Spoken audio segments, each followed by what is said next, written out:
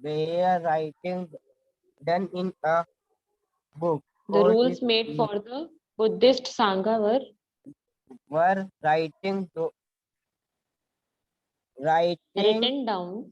written down in a book called the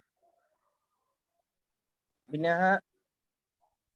To take from this and now that there were Vinaya Pitaka. From this we know that there were script Separate branches for men and women. All men could join the Sangha. However, children had to take the All men could join the Sangha. However, permission of their parents and from that out their master. Those who worked from for the king had to take his permission and said that of debtors, that of creditors. Women had to take their Husband's permission. husband permission. Husband permission men and women who joined to such less simple life. They Yes. Meditated for most of the time and went to city and village to be back for base. Went to cities And village to beg for food during this hour. That is where they fear now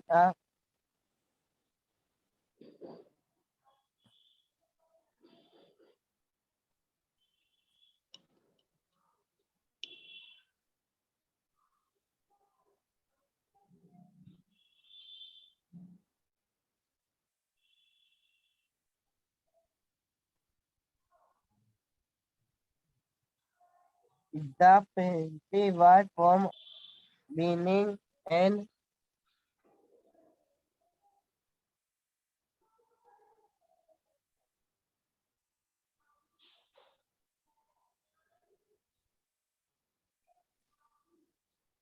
Okay, Harsh, we can't hear you properly. I'm going to do the explanation of the topic. Are you all able to listen my voice? yes ma'am. Yes, ma'am.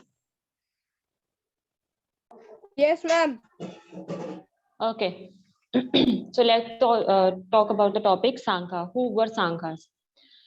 Both the Mahavir and Buddha felt that only those who left their homes could gain true knowledge. Mahavir और बुद्ध इन दोनों जो thinkers थे, knowledgeable thinkers थे, इनका ये मानना था कि आप अपनी लाइफ की नॉलेज तब तक आपको नहीं मिल सकती जब तक आप अपने एक कंफर्ट जोन से बाहर नहीं निकल सकते. सबसे बड़ा कंफर्ट जोन होता है हमारा खुद का घर. जब तक हम उसको नहीं त्यागेंगे, जब तक उसका सेक्रीफाइस नहीं करेंगे, तब तक हम एक ट्रू नॉलेज ऑफ लाइफ नहीं अडेप्ट कर पाएंगे, नहीं एक्सेप्ट कर पाएंगे, नहीं फाउंड कर पाएंगे. They arranged for them to stay together in the Sangha, an association of those who left their homes. इसीलिए उन्होंने एक एसोसिएशन बनाई, एसोसिएशन स्टार्ट की और उस एसोसिएशन का नाम सांघा रखा गया. सांघा उन लोगों की एसोसिएशन थी जो अपने घरों को छोड़कर एक नॉलेज की एक सही लाइफ की एक सही नॉलेज को सर्च करने के लिए निकले हुए हैं. उनकी एक एसोसिएशन सांघा बुद्ध और महावीर ने मिलकर क्रिएट की. The rules made for the Buddhist Sangha were written down in a book called the Vinaya Pitaka. ठीक है, बुद्धिस्ट जो सांघा थे उनके अंडर जो रूल्स होते हैं वो एक बुक में लिखे गए और उस बुक का नाम रखा गया विनय Pitaka. From this, we know that there were separate branches for men and women. विनय पिटका में ये शो किया गया है, ये बताया गया है कि जो men और women हैं उनके जो branches है वो किस तरह से separate होती हैं. क्या डिफरेंसेस उनमें होते हैं. All men could join the Sangha. However, children had to take the permission of their parents. Men बिल्कुल फ्री थे, उनको किसी की परमिशन की जरूरत नहीं थी. वो सांगा ग्रुप को कभी भी किसी भी सिचुएशन में अडेप्ट, एक्सेप्ट या ज्वाइन कर सकते थे. However, children had to take the permission of their parents and slaves that of their masters. लेकिन जो चिल्ड्रंस थे उनको अपने पेरेंट्स से परमिशन चाहिए थी, और जो दास थे, स्लेव मीन्स जो दास और दासी होते हैं, उनको अपने जो बी होल्डर्स थे, अपने जो मास्टर्स थे, उनकी परमिशन के थ्रू ही सांगा एसोसिएशन में एंटर होने दिया जाता था. Those who worked for the king had to take his permission and debtors that of creditors. जो किंग थे, जो किंग के अंडर वर्क करते थे, उनको किंग की परमिशन लेनी पड़ती थी कि वो सांगा ग्रुप को ज्वाइन कर सके. और जो डेटर्स और क्रेडिटर्स का मतलब होता है जो किसी से उधार लेता है, ठीक है, जो किसी से उधार लेता है, उनको अपने जो जिसको उधार चुकाना होता है, उनको मनी लेंडर्स की परमिशन लेनी पड़ती थी. Women had to take their husbands permission, और वुमेन्स को अपने जो हस्बैंड्स थे उनकी परमिशन के थ्रू ही सांगा ग्रुप में ज्वाइन होने के लिए अलाउ किया जाता था. Men and women who join the Sangha led simple life. जो भी men या women सांगा ग्रुप को ज्वाइन करेंगे, सांगा एसोसिएशन को ज्वाइन करेंगे, उनके लिए क्या रूल बनाया गया था कि वो बिल्कुल एक सिंपल लाइफ जिएंगे. Simple way of clothing, simple way of eating, everything should be in a simple manner. Okay, so these are the rules of Sangha association. They meditated for most of the time and went to cities and villages to beg for food during fixed hours. उनका जो maximum time था, most of the time they have to spend for the meditation. Meditation में अपना ज्यादा से ज्यादा समय बिताना होता था उनको. और जगह जगह सिटीज या villages, different type of areas में उनको खाने के लिए भिक्षा बोला जाता था ना. बुद्ध जो थे, बुद्धिस्ट जो होते हैं, वो भिक्षा पे ज्यादा फोकस करते हैं. तो भिक्षा के लिए या किसी से खाना मांग कर खाने के लिए उनको सिटीज या विलेजेस में डिफरेंट होम्स में नॉकडाउन करना पड़ता था. और वो भी कुछ फिक्स्ड जो आवर्स थे वो डिसाइडेड किए गए थे इन सब वर्क के लिए. That is why they were known as bhikshus. भिक्षु वर्ड आप लोगों ने सबने सुना होगा.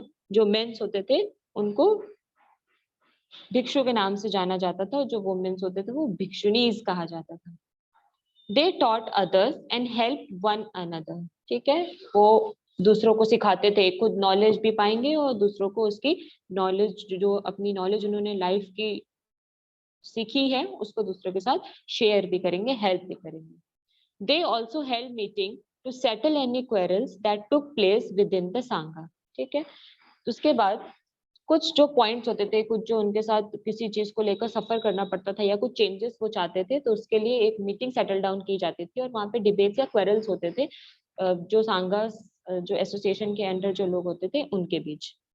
Those who joined the Sangha included Brahmin, Kshatriyas, merchants, laborers, barbers, courtesans and slaves. ठीक है, जो सांगा ग्रुप इंक्लूड होना चाहते थे, जो उसको ज्वाइन करना चाहते थे, उसमें सब आते थे. चाहे वो कोई भी ब्राह्मण हो, कोई भी किसी भी क्रीड, कास्ट या किसी भी रिलीजन का हो, कुछ भी हो, किसी भी ऑक्यूपेशनल वे में हो, वो सब सांगा ग्रुप को ज्वाइन कर सकते थे. Many of them wrote down the teaching of the Buddha. ठीक है, उनको क्या करना पड़ता था, बुद्ध से जो वो नॉलेज वो लेते थे, जो उस नॉलेज को सही में बहुत इंटरेस्ट के थ्रू एक्सेप्ट करना चाहते थे और फॉलो अप करना चाहते थे, तो वो उसको रोट डाउन, लिख लिया करते थे और उसको फॉलो किया करते थे. और क्या उनकी जो ये शिक्षा थी, उनकी जो ये नॉलेज थी, वो दूसरे लोगों तक पहुंचाने में उनकी हेल्प करते थे. Some of them also composed beautiful poems describing their life in the Sangha. कुछ जो थे उन्होंने सांगा की लाइफ को डिस्क्राइब करने के लिए कुछ पोएम्स भी लिखी, जिसके पोएम्स के थ्रू लोगों तक अपना मैसेज पहुंचाने की भी कोशिश की. तो ये था हमारा सांगा एसोसिएशन. समझ में आया आप सभी को? Have you Yes, all ma'am. understand about the Sangha association? Yes, ma'am. Yes, ma'am. Yes, ma'am. Okay, next topic is monasteries. To begin with, both Jain and Buddhist monks went from place to place throughout the year teaching people. ठीक है, तो starting में क्या हुआ, सब चीजों को, इस कल्चर को स्टार्ट करने के लिए जो जैन और बुद्धिस्ट हुआ करते थे, वो प्लेस टू प्लेस काफी सालों तक एक प्लेस से दूसरी प्लेस तक लोगों को अपनी जो नॉलेज है वो शेयर करने के लिए, टीच करने के लिए प्लेस टू प्लेस जाना होता था. The only time they stayed in one place was during the rainy season when it was very difficult to travel. तो जो सिर्फ एक सीजन रेनी सीजन होता था उसी में सिर्फ वो एक जगह स्टे किया करते थे, क्योंकि रेनी सीजन में उनके लिए ट्रैवल करना बहुत मुश्किल हो जाता था, डिफिकल्ट हो जाता था. Then their supporters built temporary shelter for them in gardens or they live in natural caves in hilly areas. तो जहाँ वो ट्रैवल कर रहे होते थे उस एरिया के पास, अगर रेनी सीजन के बाद उनके जो और फॉलोअर्स होते थे, उनके जो सपोर्टर्स होते थे, वो या तो अपने गार्डन में एक टेम्पररी सा जो शेल्टर, एक हट टाइप होता है, वो बना दिया करते थे. अदरवाइज जो रॉक्स की जो शेल्टर होती थी, वहां पर केव्स, नेचुरली जो हिली एरियाज में केव्स बने होते थे, वहां वो स्टे करते थे. All time went on. Many supporters of the monks and nuns and they themselves felt the need for more permanent shelter and so monasteries were built. उसके बाद उनके जो सपोर्टर्स थे उन्होंने सोचा कि हमें हर रेनी सीजन में इनके लिए एक टेम्पररी शेल्टर का अरेंजमेंट करना पड़ता है, तो इससे बेटर ये है कि जब ये हर रेनी सीजन इसी वे से ट्रैवल करते हैं तो इनके लिए एक परमानेंट स्टे बना देना चाहिए. तो ये सोचने के बाद जो उनके जो सपोर्टर्स थे उन्होंने उनके परमानेंट स्टे के लिए मोनेस्ट्रीज बिल्डअप की. They were known as विहार्स, और उनका और जो मोनेस्ट्रीज उन्होंने बनाई उसको वो विहार के नाम से बोल कॉल किया करते थे, नोन किया करते थे. The earliest vihars were made of wood and then of brick. Some were even in caves that were dug out in the hills, especially in western India. विहार्स जो थे मेनली उस टाइम वुड के बना करते थे. देन उसके बाद जो ब्रिक्स आए, उसके बाद ब्रिक्स के थ्रू कंस्ट्रक्शन किया गया मोनेस्ट्रीज का, या जो भी हिल्स थे, स्पेशली जो वेस्टर्न इंडिया साइड के जो हिल्स होते हैं वहां पर केव्स बिल्डअप की गई एज अ मोनेस्ट्री उनके परमानेंट स्टे के लिए. The Buddhist texts tell us just as the waters of river loses their names and separateness when they flow into the mighty ocean, so are varna and ranks and family forgotten when the followers of the Buddha join the order of monks. Buddhist जो इनकी जो book है उसमें एक text कहा गया है कि जिस तरह जो वाटर होता है जब वो एक रिवर में मिल जाता है तो वो अपना एक नाम, अपनी जो एक आइडेंटिटी होती है उसे खो देता है, सेपरेट हो जाता है पूरी तरह से. और जब वो एक माइटी ओशियन में जाकर मिल जाता है तो वो एक रैंक या जैसे बोल सकते हैं कि फैमिली जो होती है उससे पूरी तरह से दूर चला जाता है, एक प्रॉपर नॉलेज की तरफ बढ़ जाता है. Very often, the land on which the vihar was built was donated by a rich merchant or a landowner or the king. So mainly जो विहार थे या तो वो बहुत रिच मर्चेंट हुआ करते थे जो उसे बिल्डअप करवाते थे, जो उनको बिल्ड करवाने के लिए अफोर्ड कर सकते थे, या तो कोई लैंड ओनर हुआ करता था या तो कोई king. The local people came with gifts of food, clothing and medicine for the monks and nuns. वहाँ के जो लोकल मोनेस्ट्री जो बनाई जाती थी उसके पास आसपास के जो लोकल पीपल्स होते थे वो उन मॉन्क्स और नन्स के लिए फूड का अरेंजमेंट करते थे एज अ गिफ्ट, दान के तौर पर, भिक्षा के तौर पर. जो फूड, गिफ्ट, क्लोथ्स, मेडिसिन ये उनको प्रोवाइड करते थे. इन रिटर्न और उसके बदले वो उनसे शिक्षा चाहते थे कि उन्होंने जितनी भी अपनी लाइफ की नॉलेज अडेप्ट की है, फाउंड की है अपनी इस पूरे ट्रैवल में, वो उनके साथ उस मैसेज के थ्रू उनको शेयर कर सके. In return they taught the people. Over the centuries Buddhism spread to many part of the subcontinent and beyond. उसके बाद धीरे धीरे ये जो कल्चर था बढ़ता चला गया और जो बुद्धिज्म है वो पूरी तरह से ऑल ओवर द वर्ल्ड फैलता चला गया. You will learn more about this in chapter 10, chapter 9. Okay? आगे आप इसके बारे में और भी चीजें पढ़ेंगे. So ये था हमारा मोनेस्ट्रीज के बारे में. समझ में आया सभी को मोनेस्ट्रीज क्या होती है? Yes, ma'am. Okay. Yes, ma'am. Next is Yes, ma'am. the system of ashrams. अब जो आश्रम हुआ करते थे, वर्णास हुआ करते थे, उनके सिस्टम क्या होते थे, कैसे वो चलते थे. Around the time when Jainism and Buddhism were becoming popular, Brahmins developed a system of ashrams. जब जैनिज्म और बुद्धिज्म का ये जो टाइम था, उनकी जो मोनेस्ट्रीज पे जो लेवल था वो बढ़ता चला गया, स्प्रेड होता चला गया, तो जो ब्राह्मण्स थे उन्होंने उसी को देखते हुए, उसी को फॉलो अप करते हुए आश्रम्स का बिल्डअप स्टार्ट कर दिया। ओके, आश्रम्स देखे हैं आप लोगों ने कैसे होते हैं? ऐसे ही एक नॉलेजेबल पर्सन Yes, वहां रहते हैं, ma'am. उनके जो सपोर्टर्स होते हैं वो वहां रहते हैं, और कुछ जो नॉर्मल या लोकल पीपल या जो उनको फॉलो करना चाहते हैं, उनके जो फॉलोअर्स होते हैं वो उनकी उस नॉलेज को सुनने, समझने और फॉलो अप करने के लिए उनके पास आते हैं। तो ये एक आश्रम की एक्टिविटी, उनका सिस्टम होता है। Here, the word ashram does not mean a place where people live and meditate. It is used instead for a stage of life. यहाँ पर आश्रम जो थे वो कोई मेडिटेशन या ऐसी कोई जगह नहीं थी जहां पर लोग रहा करते थे। आश्रम टोटली एक वर्ण से डिफरेंट वे में वर्क करता था। 4 आश्रम्स वर रिकॉग्नाइज्ड। 4 टाइप के आश्रम्स क्रिएट किए गए: ब्रह्मचार्य, गृहस्थ, वनप्रस्थ and समनास्य। Brahmin, Kshatriya and Vaishya man were expected to lead simple life and study the Veds during the early year of their life. उसे ब्रह्मचार्य कहा जाता है। ब्रह्मचार्य वो लेवल था जहाँ पे जो ब्राह्मण, क्षत्रिय और वैश्य क्रीड कास्ट के जो लोग हुआ करते थे वो एक सिंपल लाइफ लिव करने के लिए वेदों को पढ़ कर अपनी जो नॉलेज थी वो बढ़ाया करते थे। तो उनको ब्रह्मचार्य के नाम से या उनको एक ब्रह्मचार्य की स्टेज में डाल दिया गया। Then they had to marry and live as householders. उसके बाद they have to marry, और एक जो मैरिड लाइफ और जो हाउस होल्ड चीजें थी वो बैलेंस करने के लिए जब उस लेवल तक चले जाते थे, स्टेज पे चले जाते थे, तो उसे गृहस्थ स्टेज कहा जाता है। Then they had to live in the forest and meditate. उसके बाद उनको अपने सारे कंफर्ट जोन से निकलकर फॉरेस्ट में रहना पड़ता था और फिर से एक सिंपल लाइफ की नॉलेज लेनी पड़ती थी, मेडिटेशन वर्क करना पड़ता था।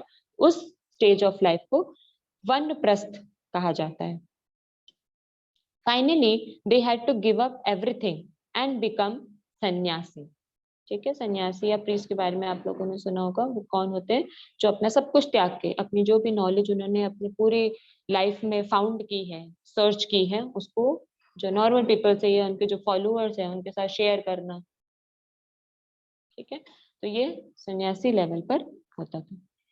The system of ashrams allowed men to spend some part of their lives in meditation. आश्रम सिस्टम में लॉन्ग टर्म जो मेंस होते थे, जो आदमी होते थे, उनको सबसे से ज्यादा टाइम मेडिटेशन करने के लिए अलाउ किया जाता था। Generally, women were not allowed to study the Vedas and they had to follow the ashram chosen by their husbands.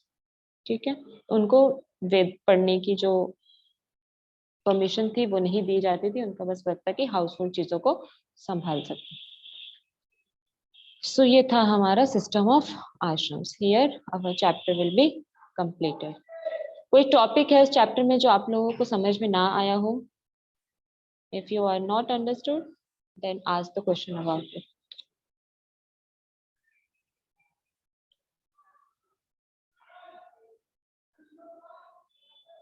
Yes class, any question? Ma'am सब समझ आ गया। मैम सब समझ आ गया। Okay, so let's start the true false. Come to the exercise.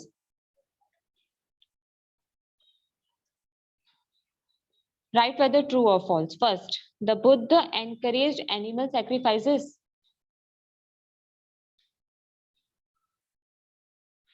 False. False. Buddha did not encourage any animal sacrifices. They believed in that कि सभी की life equal level पर है and every living organisms presented in this world have a common right to live by themselves. So they are totally not encourage the animal sacrifices. This statement is false. Second, Sarnath is important because it was the place where the Buddha taught for the first time. True. True. Yes, Sarnath is that place जहाँ पर बुद्ध ने अपनी पहली जो शिक्षा देने वाली जो people tree, that case, Yes, this statement is true. See, the Buddha taught that karma has no effect on our lives. False. क्या बुद्ध ये कहते हैं कि हमारा जो False. कर्म है, हमारा जो कर्म है, वो हमारी लाइफ को अफेक्ट नहीं करेगा? False. Ma'am, false. True or false? False. False. Is that False. Buddha taught? False, ma'am. False. Yes. Karma always affect our life. So this statement is totally false. Next, the Buddha attained enlightenment at Bodh Gaya. The Buddha attained enlightenment at Bodh Gaya. True. True. True. Next is Upanishadic thinkers believe that the Atma and Brahman were ultimately one. दोनों को comparison common माना जाता था. जो उपनिषादिक True. thinkers थे, वो इन दोनों को common True. मानते थे. Yes, Yes, ma'am. true. True.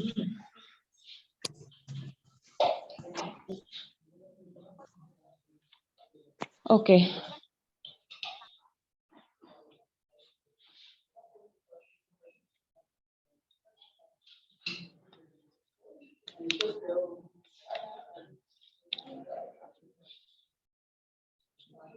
So tomorrow we will do the exercise of this topic, of this lesson. Ma'am. Let's do some reading of this chapter.